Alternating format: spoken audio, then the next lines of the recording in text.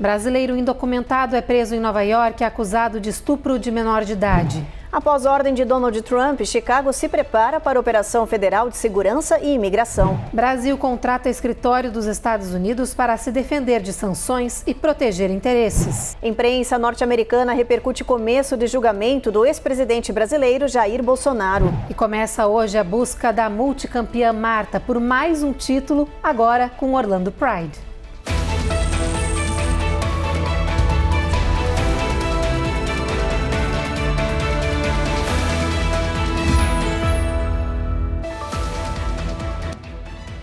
Olá, o Jornal Américas no Ar está começando. Olá. O Brasil decidiu reforçar sua defesa contra as sanções e restrições impostas pelo governo norte-americano e por isso contratou um escritório de advocacia em Washington. Essa operação foi necessária porque advogados públicos brasileiros não podem atuar em tribunais e governos estrangeiros. A reportagem é do Eliseu Caetano. O escritório escolhido é o Arnold & Porter K. Schuler LLP, com sede nos Estados Unidos e mais de 1.000 advogados em 16 escritórios pelo mundo. O contrato tem validade de 48 meses e um teto de 3 milhões e 500 mil dólares.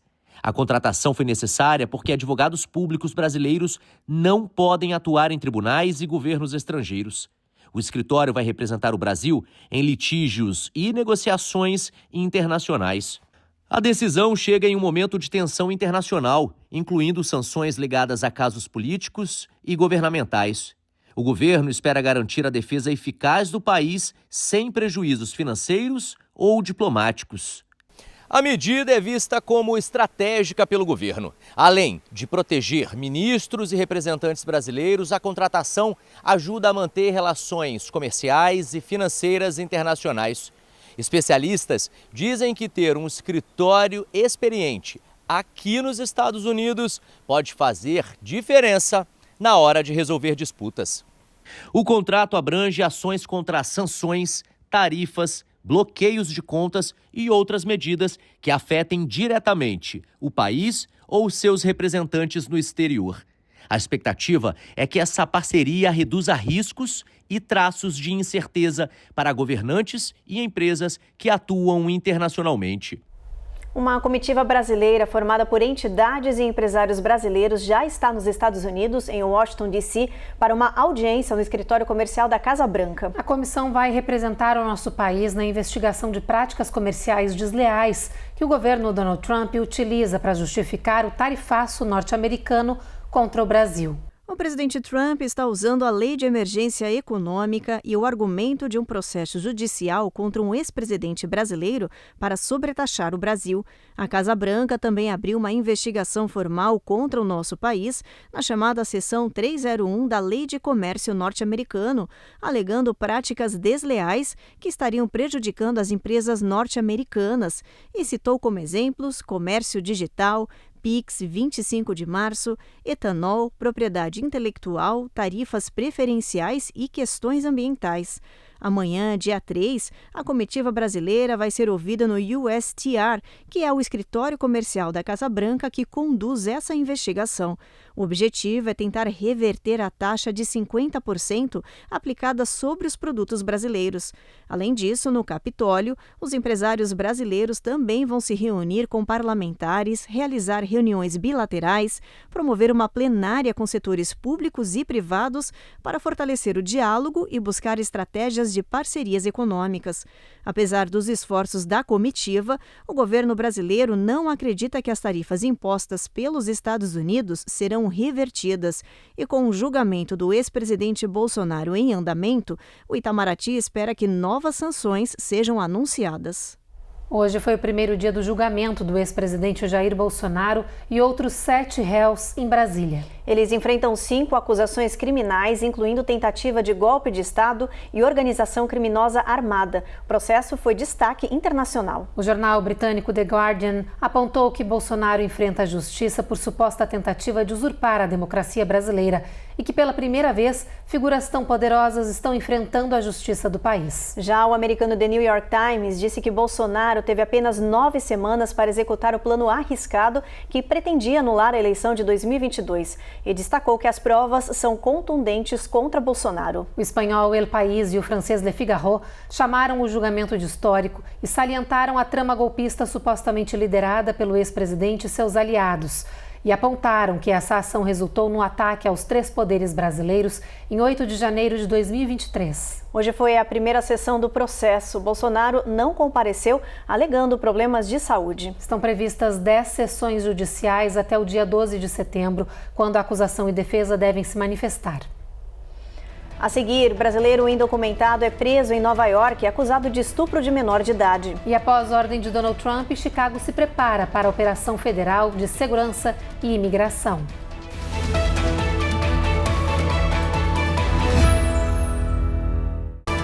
Américas no ar. Oferecimento Uninter, a melhor faculdade para brasileiros nos Estados Unidos. Acesse uninteraméricas.com e inscreva-se já. Envios BR, solução de envio para suas compras e negócio dos Estados Unidos ao Brasil em apenas 5 dias. Use o código RECOR20 e ganhe 20% de desconto no seu primeiro envio. Vida Máxima Account. Orientação especializada e suporte para sua legalização nos Estados Unidos. Seu futuro é agora. Use o código VIDARECOR e ganhe uma consultoria grátis. Reserve Ship. Recupere e mantenha sua juventude hoje. Visite-nos no sul da Flórida, em Orlando ou em Boston e renove a sua energia.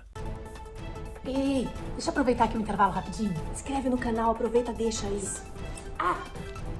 E dá aquele like, por favor.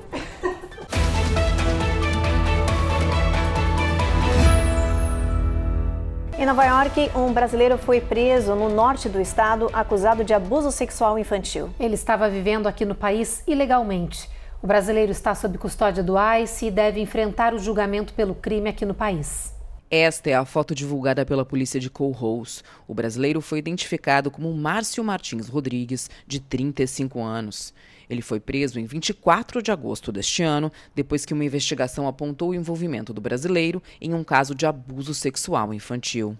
Na corte, Márcio foi formalmente indiciado por estupro em 1º e 2º grau. A data do julgamento do brasileiro não foi divulgada, mas se ele for condenado, a sentença pode chegar até 25 anos de prisão. Advogados dizem que a legislação migratória não substitui a pena criminal.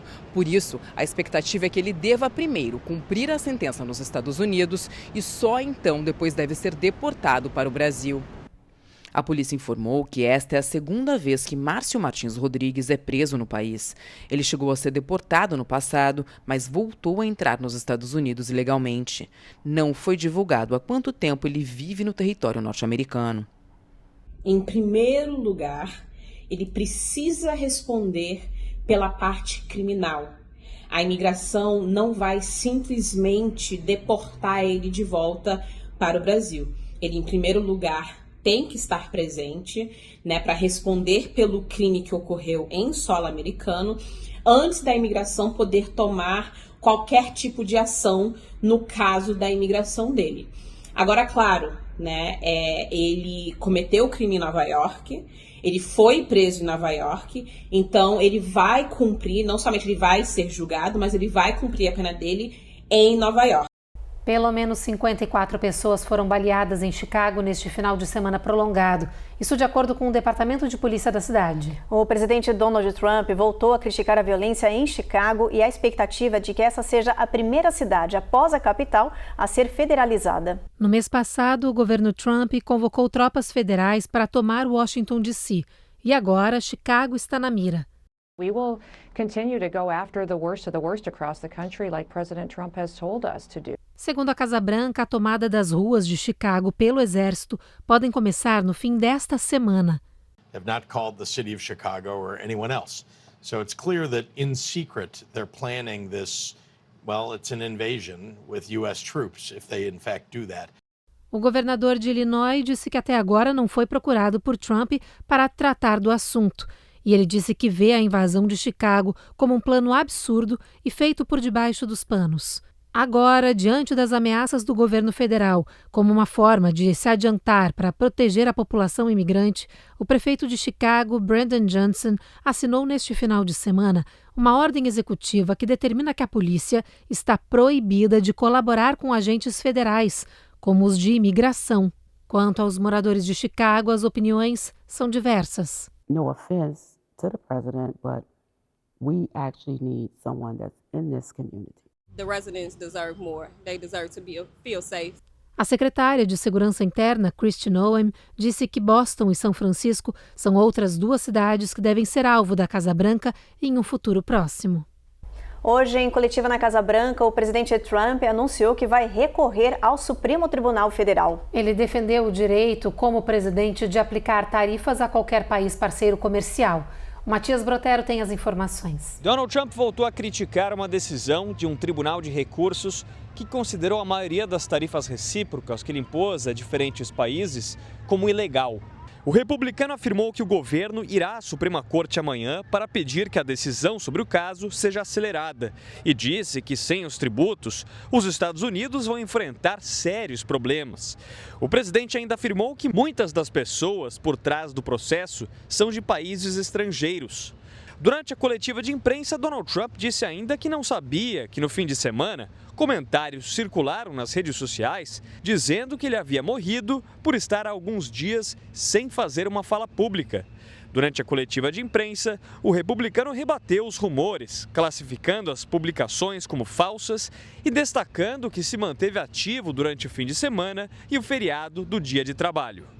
De Washington, D.C., Matias Brotero para o Américas no Ar.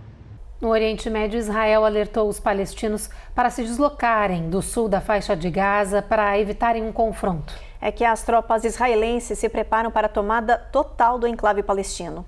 40 mil reservistas se apresentaram hoje ao exército israelense para a operação de tomada de controle da cidade de Gaza. O primeiro-ministro Benjamin Netanyahu disse que Israel está diante do estágio decisivo da guerra. O premier afirmou em um pronunciamento que o que começou em Gaza tem que terminar em Gaza. O chefe das forças israelenses afirmou que o Hamas não terá onde se esconder com a ampliação das operações. Eyal Zamir declarou que a guerra não irá parar enquanto o inimigo não for derrotado. Nas redes sociais, o exército voltou a pedir para que os moradores da cidade de Gaza se desloquem para o sul do território. De acordo com as estimativas mais recentes, 100 mil pessoas deixaram nas últimas semanas a região, que concentra cerca de 1 milhão de habitantes. As forças israelenses anunciaram nesta terça-feira a morte de Azem Naim, terrorista que manteve 3 reféns em cativeiro na faixa de Gaza. Emily Damari, Romi Gonen e Naama Levi foram libertadas durante um acordo de cessar-fogo no começo do ano. De Tel Aviv, Vitor La Regina para o Américas no Ar. Depois do intervalo, brincadeira de tocar campainhas e correr resulta na morte de um menino de 11 anos no Texas. E na Pensilvânia, menino de 6 anos é resgatado após andar sozinho em um monotrilho a 6 metros de altura.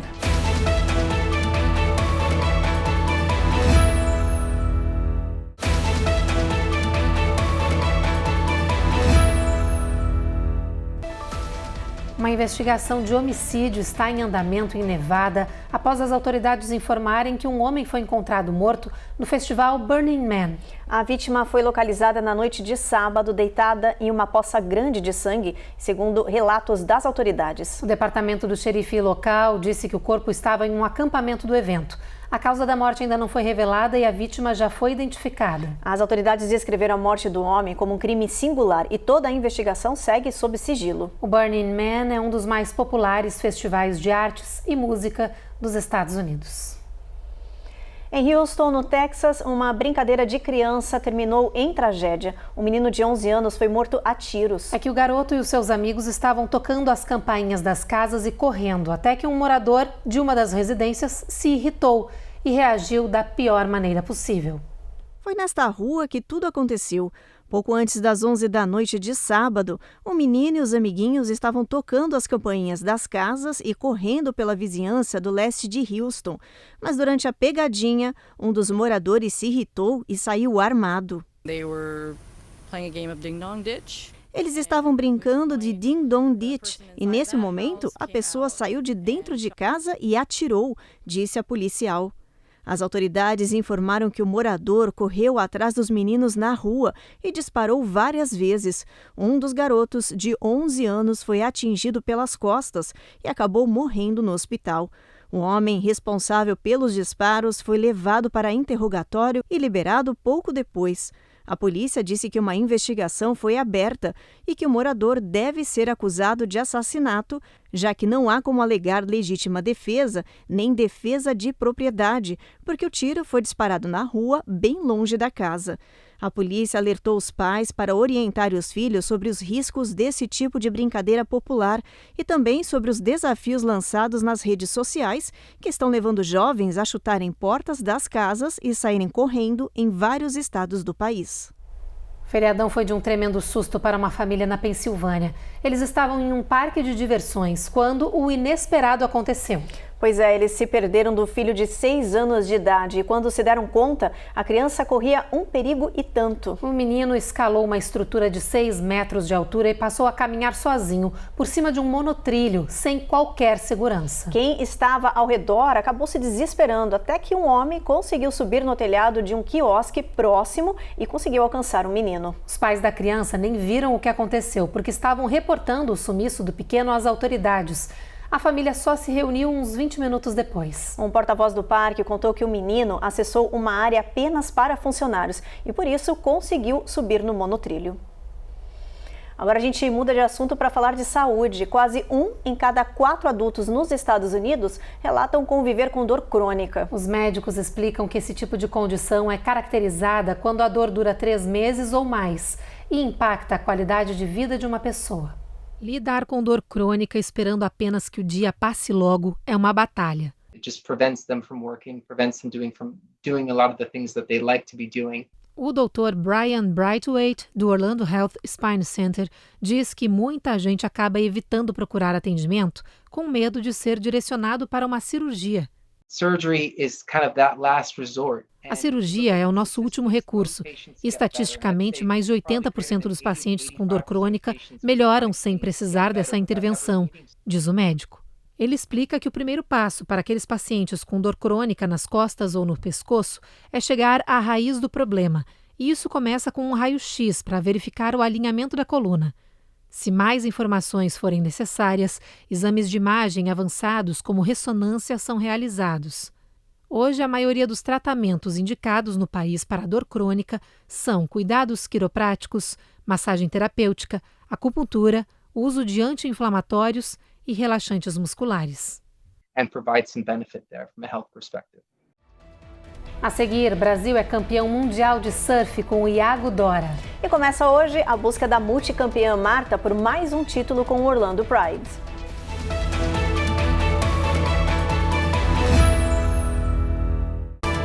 Américas no Ar. Oferecimento Uninter.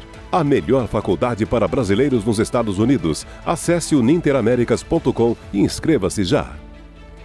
Envios BR. Solução de envio para suas compras e negócio dos Estados Unidos ao Brasil em apenas 5 dias. Use o código RECOR20 e ganhe 20% de desconto no seu primeiro envio. Vida Máxima Account. Orientação especializada e suporte para sua legalização nos Estados Unidos. Seu futuro é agora. Use o código VIDARECOR e ganhe uma consultoria grátis. Reserve Ship. Recupere e mantenha sua juventude hoje. Visite-nos no sul da Flórida, em Orlando ou em Boston e renove a sua energia.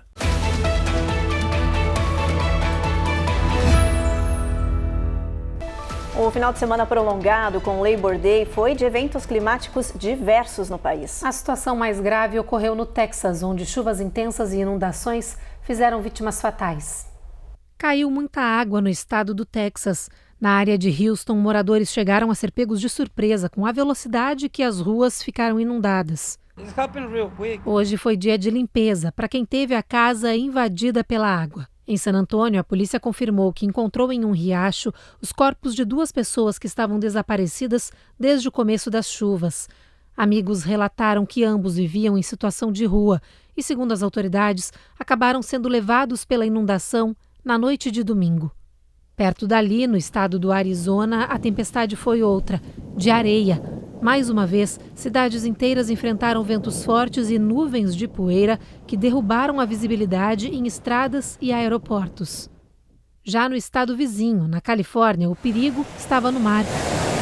Mais de 250 pessoas precisaram ser resgatadas por salva-vidas nos últimos 3 dias devido à ressaca extrema e ondas fortes no sul. Foi o final de semana mais agitado do ano para os socorristas. Requesting medics, Tower 6 for a 49-year-old male, precautionary C-spine. Da torre de controle em Newport, as autoridades monitoram a situação, que segundo eles é de risco à vida. E como mesmo assim os banhistas seguem se arriscando, todos os 2.500 salva-vidas da região estão trabalhando sob esquema de plantão. A previsão é de que o mar agitado siga oferecendo perigo até o próximo final de semana. Hora da previsão do tempo, vem com a gente aqui na nossa tabela da meteorologia. Olha, amanhã previsão de bastante sol em Nova York, máxima de 79. Em Washington, Norfolk e Charlotte, tempo encoberto. Mesma coisa em Boston, lá em cima da nossa tabela. Em Atlanta, a previsão é de trovoadas com raios ao longo do dia. A mínima fica em 64. Situação parecida em Miami, onde tem mais pancada de chuva isolada.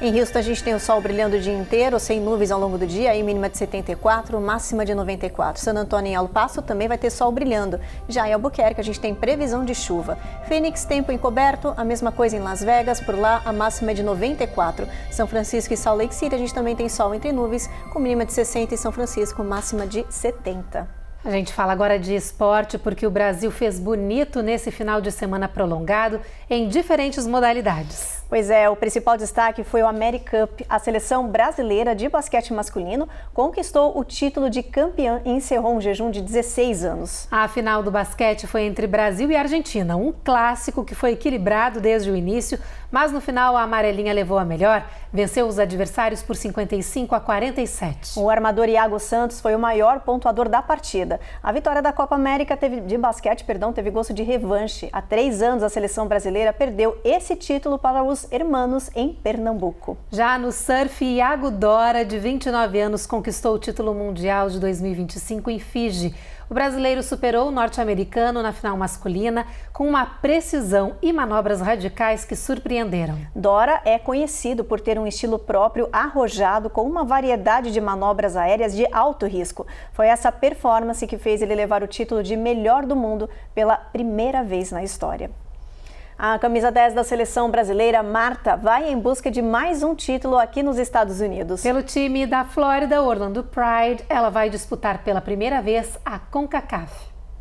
Hoje, o jogo de estreia entre o Orlando Pride e o Alajuelense da Costa Rica no CONCACAF Women's Champions Cup representa mais do que apenas 3 pontos na tabela. O resultado deixa a Marta, que defende o time de Orlando, ainda mais próxima de entrar para a história, como a única jogadora brasileira a conquistar títulos continentais em 3 confederações diferentes. Em 2003, ainda no início da carreira, Marta levou o Umeå da Suécia ao título dos Champions League. Anos depois, em 2009, conquistou a primeira Libertadores feminina pelo Santos, já ostentando o status de melhor do mundo. Agora, aos 39 anos, a nossa rainha do futebol terá a chance de conquistar o principal torneio de clubes da América do Norte, Central e Caribe. Se levar a taça, esse será um feito raro que reforça o legado inigualável da nossa atleta brasileira. Pela primeira partida da CONCACAF, além de Marta, também entram em campo nesta noite as brasileiras Angelina, Rafaela e Luana. Juntas, elas defendem o Orlando Pride pelo grupo A da competição. Apesar de ser um torneio recente, criado no ano passado, o time que for campeão já conquista a vaga direta no primeiro Mundial de Clubes feminino da FIFA, previsto para 2028. No ano passado, Marta e suas companheiras já fizeram história ao conquistar a primeira taça do NWSL, a Liga Profissional dos Estados Unidos. E mais uma oportunidade para a gente convidar o povo brasileiro que mora aqui em Orlando, né, que mora aqui na região, que a gente sabe que tem muitos brasileiros, a virem para os nossos jogos, a prestigiar os jogos da gente.